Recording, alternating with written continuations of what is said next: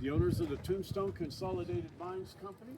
I do want to welcome you to Tombstone and thank you for taking this tour. My name is George Self. I am your guide. Before we go down in the mine, I'm going to take a couple of minutes to give you a bit of the history of this mine so you kind of know where it came from.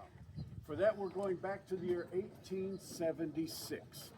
Now, in 1876, it's before Tombstone was here. There was nothing out here at all but desert. In fact, if you look out over the desert there and just in your mind, remove everything that's man-made. The roads, those power poles, the buildings, all of that junk. Get it out of there. What you would have left is desert, like would be all through this area, all the way over to those Dragoon Mountains. Now, the Dragoon's about 12 miles over there. That's those pretty mountains you kind of seen as you walk around town today. Now, over in those Dragoon Mountains in 1876, that was the home of the Chiricahua Apache, including great chiefs like Cochise and Geronimo.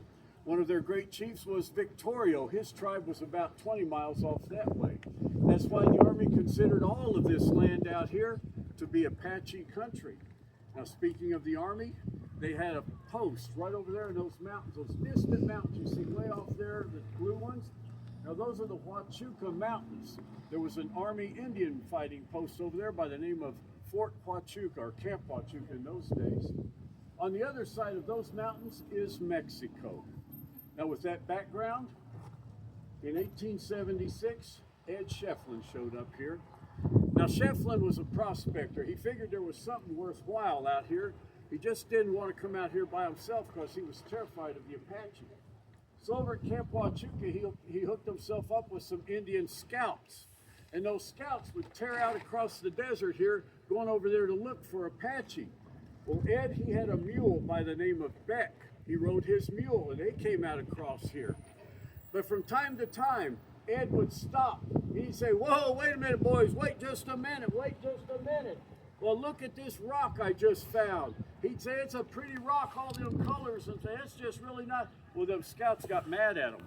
They said, "Ed, we can't stop out here looking for rocks. We're looking for Apache." And Ed said, "Well, I'm looking for rocks." Well, they finally decided to separate. And when they did, those scouts warned Ed. They said, "Schieffelin, if you stay out here prospecting by yourself in Apache country, well, the only stone you'll ever find will be your own tombstone." Keep that in mind. We'll come back to that in just a minute. Ed did find something valuable about 3 miles off that direction.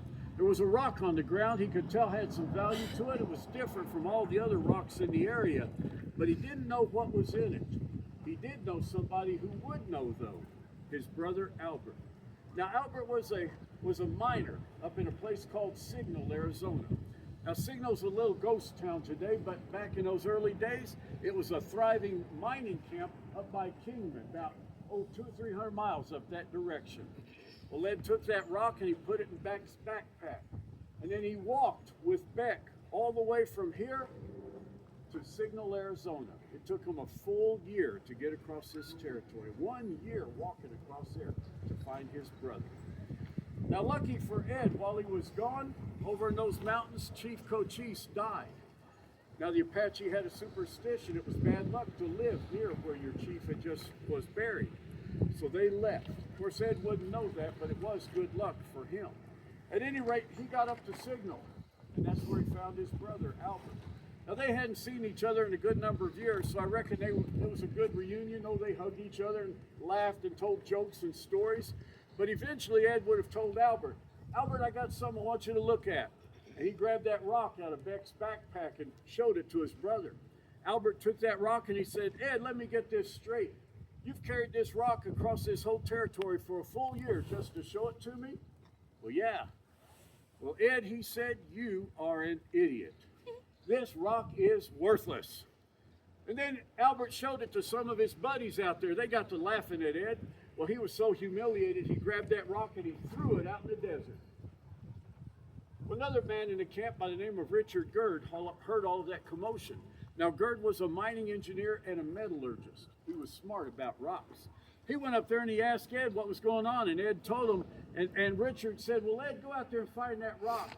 I'll take a look at it." And Ed said, "No, I done been laughed at enough. I ain't going to go get that." But Richard finally persuaded him. And Ed went out there and grabbed that rock and showed it to him. Well, Richard could tell that rock wasn't worthless. In fact, it was worth quite a bit. He could tell it was silver. So he had it assayed. Now, assay is the process they use to determine the value of the silver in an ore sample. And that assay came back $40 to the ton. Well, that means if you could get a whole ton of that ore out of the ground, you get about $40 worth of silver. Now, in those days, the average mine was worth about $40 to the ton, so that was a pretty good strike. However, Richard had that rock assayed a second time for some reason, and that second assay came back $2,000 to the ton. Well, that got everybody's attention. All of a sudden, Richard and Albert wanted to become partners with Ed. And the three of them came back down to where Ed found that very first silver rock. Well, the first thing Ed did was stake out a claim. And he named that claim Tombstone, because that's what the soldiers told him he would find. A couple of years after that, we started our little village. And we named our village Tombstone after Ed Schiefelin's first silver strike. Now, mining in those early days was a pretty simple operation. You only needed two tools. You needed a 4-pound sledge and a drill steel. Now, these tools were actually found down in the mine. These are ancient artifacts. I'm not going to use them for my demonstration, but I do like to point out how this drill steel has a flared tip on it, and it comes to a chiseled point. That's a perfect shape to drill down into hard rock like limestone or granite or something. And what I'm going to use is this modern steel.